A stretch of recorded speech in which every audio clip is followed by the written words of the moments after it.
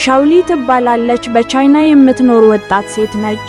ብልህ ነች፣ እቅድ ያላት እና ትንሽ አስገራሚ አስተሳሰብ ያላት። በፈረንጆቹ አቆጣጠር በ2016 ቤቷ ውስጥ ተቀመጠችና እኔ አንድ ፍቅረኛ ካለኝ ምን እገኛለሁ?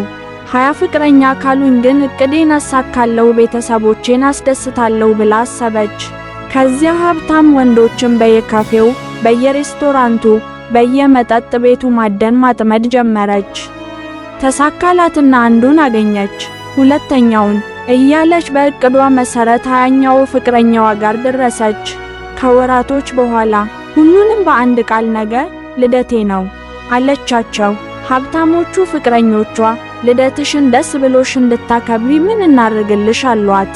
እሷም በዛን ጊዜ የወጣውን አዲሱን አይፎን 7 ቢሰጡት እንደምትደሰት ለእያንዳንዳቸው ነገረቻቸው።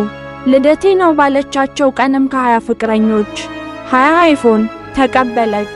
እሷ ግን ስልኮቹን አልተጠቀመችባቸውም፣ ሁሉንም ሸጠችው። በግምት 120,000 ዩዋን መክፈቻ ቅንፍ በግምት እኩል ይሆናል 17,000 እስከ 18,000 ዶላር አገኘች። ገንዘቡን ወስዳ ቀጥታ ለወላጆቿ ቤት ገዛችላቸው። ሰዎች ተደነቁ። ይህ ፍቅር ነው ወይስ ቢዝነስ? ነገር ግን ታሪኩ እዚያ አልቆም። ከጥቂት ጊዜ በኋላ እውነቱ ታወቀ። ጉዳዩ ወደ ፖሊስም ደረሰ። በማጭበርበር ወንጀል ተከሰሰች። በመጨረሻ ያ ብልጥነት የመሰላት ሐሳቧና ድርጊቷ ወደ እስር ቤት አስወረወራት።